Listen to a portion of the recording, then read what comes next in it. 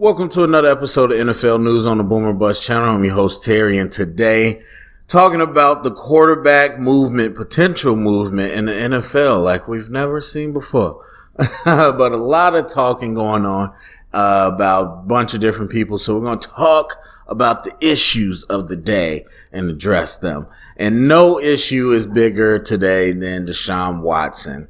I've done a episode previously that'll be linked in the description talking about my thoughts on the situation, but obviously the news is circulating that he officially asked for a trade, and this comes on the heels of the Houston Texans announcing who their new head coach is and all that. So I feel I'm a couple ways about this. I'm not super strong, but it does go back to what I said in the original episode, which is it depends on how you feel about Deshaun Watson. Now, if you follow the channel, then you know I dig into film. That's where the good stuff is. And I've done a couple things. Right now, NFL Game Pass is tweaking. I'm going to check it today. Hopefully it's gotten fixed, but I want to do a couple more things, and I will do a couple more things before the draft or before the Super Bowl. But one of the things I like doing in the off season is dig into the film and look at players and stuff. And Deshaun Watson is definitely on the top of my list because I watched him play live a few times. Obviously played the Bears this year, so got to see that whole game. I've seen some film prior years, and I for the most part, I don't feel like he's this top 3 quarterback that everybody keeps saying he is. I really don't. And I'm not saying he's not good, but people are talking about how absolutely crazy amazing he is in elite. And I think that's a little bit of hyperbole. Like, in a group of people, always somebody's going to be the best, but or someone's going to be the best, but that doesn't mean like that they're great overall, if that makes sense. So, and it's not to say that he's not good or he's not great, but I don't think he's as good as some people, are acting like he is. But with that being said, especially for me, I tend to look at, your skill set in isolation, and I think that's the best way to look at it because that tells you how good a person can be in other spots, which is why you had silly conversations about Tom Brady for all these years. Now, granted, he's older now, but all these conversations, well, could he do it here? Could he do it there? It's like, look, you look at his skill set in isolation. That tells you, compared to the position of what's required, that tells you how high level Tom Brady is. And so is it a shock that he went somewhere else and was able to do it? No. Is it a shock that he went somewhere with way better weapons and was able to do it? No. And so that's why I look at it in isolation. And I don't think Watson's up there. But understanding the context of football, it's a team sport. Could you put him in the Rams and he'd be better than what Goff did? Yes, absolutely. Could you put him with the Bucks and he could put up numbers? Yes, I understand that. That, kind of like, with Madden, they finally changed it, that scheme fit should change your overall, or at least the way people look at you. And I get that, and I understand that, and I believe that, but that's a separate conversation than his overall skill set. So yes, would you be willing to give up a lot because you think you got a good nucleus to put him in and that's going to elevate everybody? Yes, I can understand that. But a lot of times when I'm talking about it from a skill set standpoint. So anyway, that's me. But yes, this all depends on what you think about Deshaun Watson in one of those levels, on what you think is possible to happen in this scenario. Now, for me, what I said before and what I'm saying now is my gut tells me he's not going anywhere. And I mostly say that because he doesn't have any leverage. And this is one of the phenomenons that I keep trying to point out these days, that happens with sports media where they talk in the echo chamber. And so, and I'm using that word loosely, but basically that's what it is, because they will say stuff like stuff that they said and then they will respond to it as if somebody else said it. And it's like, you started that narrative. You're the one that put that out there, and you're responding to it as if somebody else did it. They do this all the time. That's how sports media just keeps going in a big circle. And so what happens now is somebody, Deshaun Watson did the stuff earlier, and people started talking about it. And so we talked about it on this show. Not me, but, if I'm Fox or whatever, we talked about it. Then ESPN talked about it. Then this online show talked about it. Then these people talk about it. Everybody's talking about it. And then they come up with the response to say, well, you got to trade Deshaun Watson. There's no way you could keep him. It's obvious it's everywhere that he wants to get traded. That's because y'all started the narrative. I'm going to say they started the narrative, but y'all pushed the narrative. It's only everywhere because y'all keep talking about it. And so now you're using that as evidence as to why he has to get traded. But you created that. It's artificial. And so that happens so much in sports media, where they create it and then they respond to their own narrative they created. And so, again, that's not to say that he doesn't want to be traded, but it is to say that you're going to use the evidence that it's everywhere. The talk is everywhere. The pressure's everywhere as a reason why he has to get traded, and y'all started that. So if you peel back the fact that everybody's talking about it and look at the actual situation, he doesn't have a lot of leverage. And again, I'm not really going to critique. Well, maybe I will in a little bit, but I'm not right now going to critique about why he wants to go. But part of it, the discussion of them not caring about him or valuing him, they paid him a lot of money. And whether you think that's the most important or not, the fact is they did it. He's under contract, and that's the biggest reason he doesn't have leverage. He has a long-term contract. And I broke down Mahomes' contract if you want to go to that episode, but a lot of people have to realize how that stuff works. That money, a lot of it is not in your hand right now. When you get that signing bonus, or, rarely some other stuff, but mostly your signing bonus, you get that up front after you sign a contract. Cool. But all those other guarantees come through different workout bonuses, practice bonuses, incentives, blah, blah, blah. If he sits out, he's not getting that money. And not only will he not get that money, they can start fining him. And then there's honestly a case, if they wanted to, where those years would not lapse. And so if I have a 6-year contract for you to play with me 6 years and you sit out like that, until you start playing, you're not really, fulfilling those 6 years. So the clock hasn't started. Now, typically teams don't do that, but they have a legal basis if they wanted to.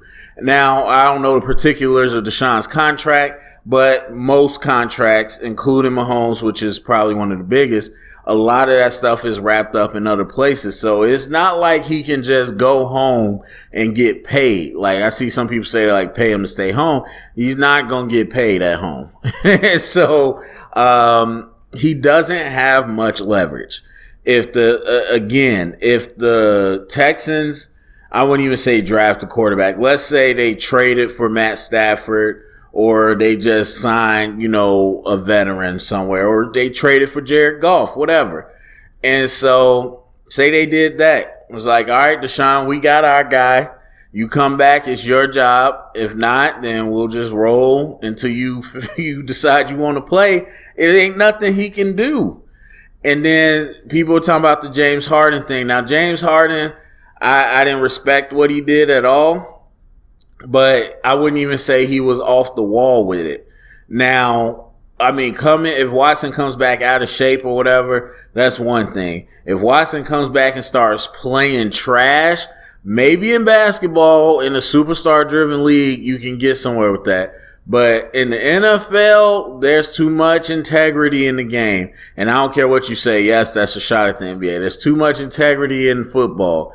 And so, and even if not integrity, just there's too much of a code And so if you are the quarterback, the leader of a team, I don't care what situation you're going through. If you're willing to trash games or just be bad, I don't know. I really feel like that's going to really hurt your market rather than help it. And so, but that's really his only option because again, he can't get out of it. So I don't think he's going to get traded. That's my gut. Now, as far as the options and you know, they're good options out there. Like, I don't think the Jags would do it, but you know, a lot of people want to say, "Oh, a Clemson quarterback for a Clemson quarterback."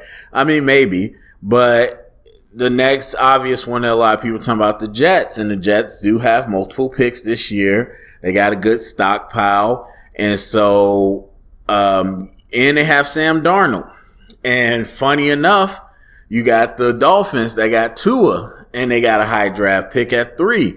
And so that there's some options out there. I don't think that's what they'll do. That's not exactly what I would do, but I wouldn't be blown away if they took a nice deal with one of these high picking teams. Cause then, I mean, it's one thing to hope that, you know, your next quarterback is going to be able to flourish. But it's another thing to even be able to get that draft capital in that position to pick that quarterback. So but the problem is this isn't the Bucks or the Saints, even though they were good and the 49ers were good too. But, you know, I mean, this is not a team where you just have a loaded roster and you lucked up and, you know, you get to trade your quarterback and you're going to be good. You know, this ain't the Chiefs trading Pat Mahomes and then they get a top round quarterback and you got a nice loaded team around you. That's not the Texans. The Texans got issues. So even, you know, though you will get a young quarterback, if you did that, it's, you know, it's going to be tough. So there's that. And so we'll see how it plays out. And I'll talk a little bit about the player movement later.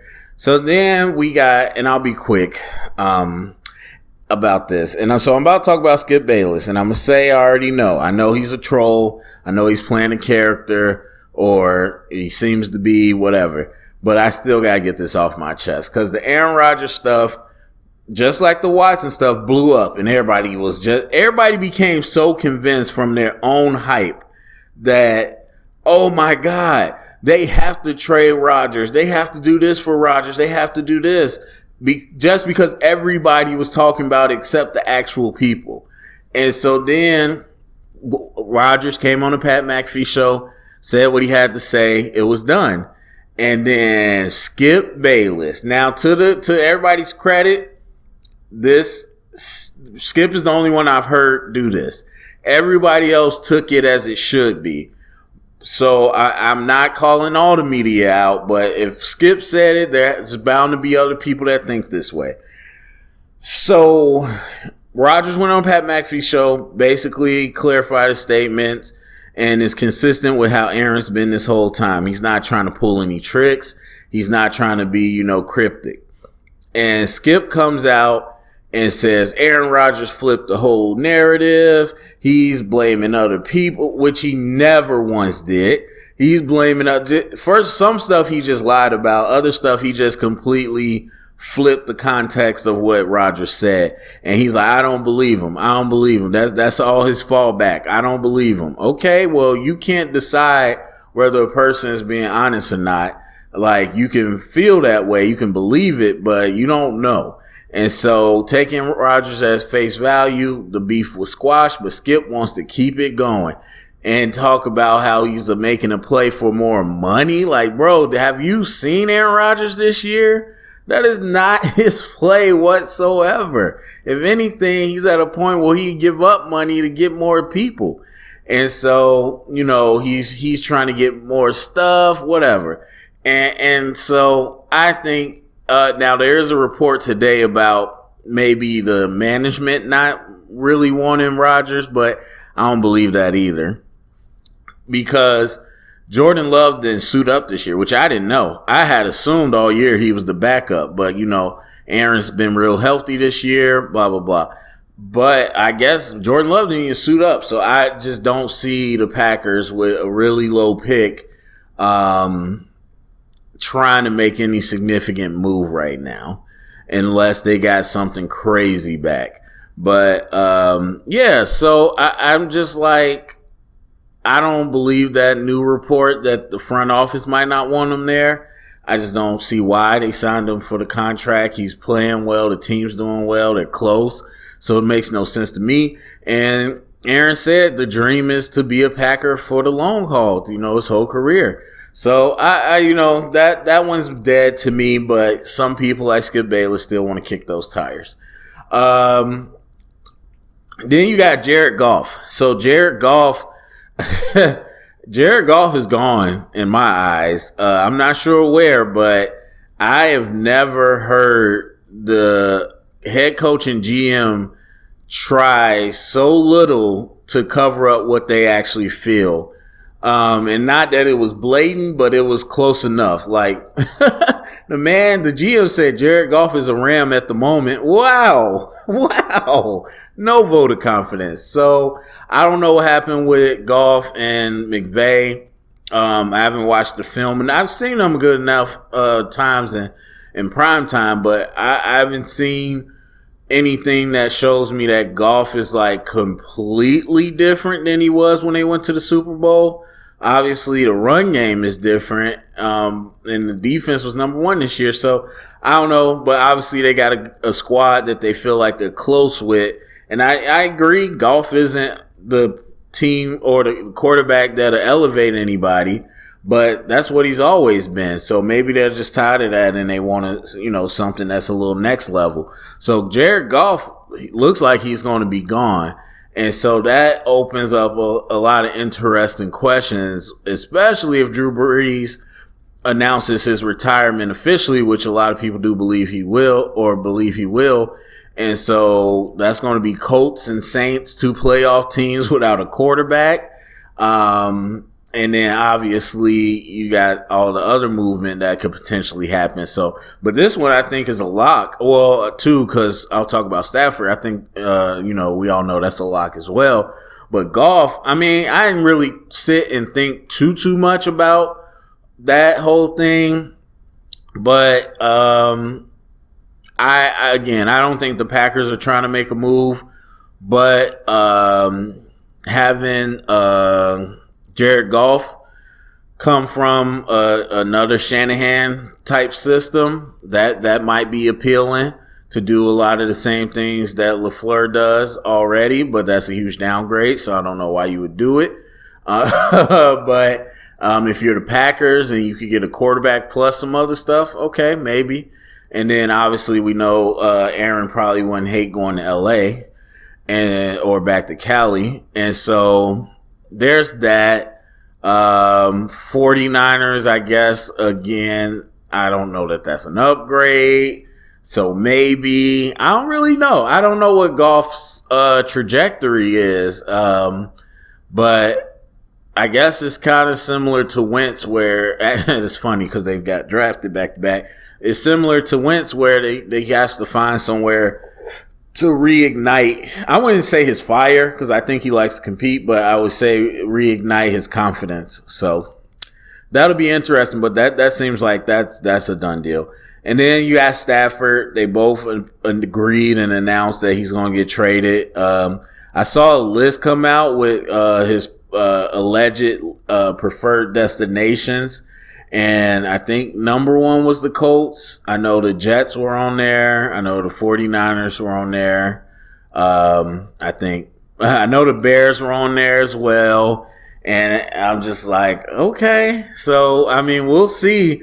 Stafford is good. Now, that's another one I'm really interested because I think that's more of the opposite than a lot of these other quarterbacks where he's kind of been held back. Much like some people would say about Watson. I think Stafford's been held back a little bit.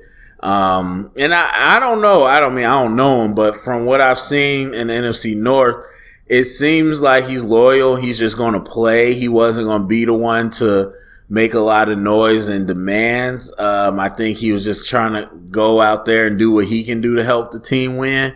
And so, he's going to be content to do what he had to do. But, the situation came to a head, and I think this is going to be good for him to get, especially if he gets to a winning type team or a team with a good roster.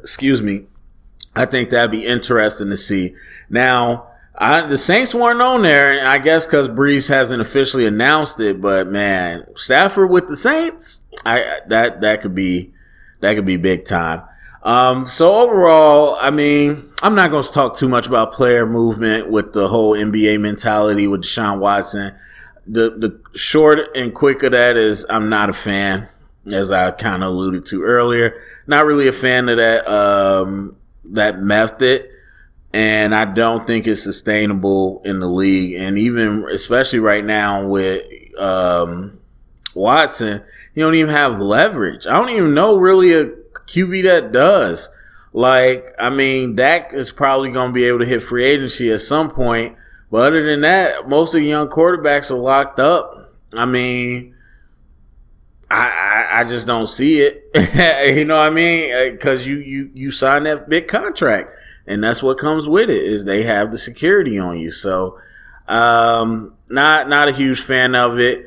Again, don't think Aaron Rodgers is going to move, but we potentially have the most movement coming at the position than we've ever seen. And really, this is just the pot boiling over. Everybody's taking shots on quarterbacks. Now, a lot of them just don't, stay in the league, but a lot of people taking shots on quarterbacks. A lot of teams not being able to balance their cap and their roster correctly. And a little bit of player movement where players aren't as scared to do what they got to do. And so you see situations kind of coming to a head. And, with Stafford, usually it's like a Big Ben situation where it's like, he's clearly over the hill. We got to figure out how to transition. Stafford's a little younger than that. And so it typically doesn't happen around this time. I mean, it does happen when you have a new regime, but it typically doesn't happen around that part of your career. So that's going to be new. And then we got a lot of the old guard retiring. So there's open spots. And so again, with the Watson thing, Tua and Sam Darnold come into the conversation, and really, Carson Wentz isn't out of the conversation either.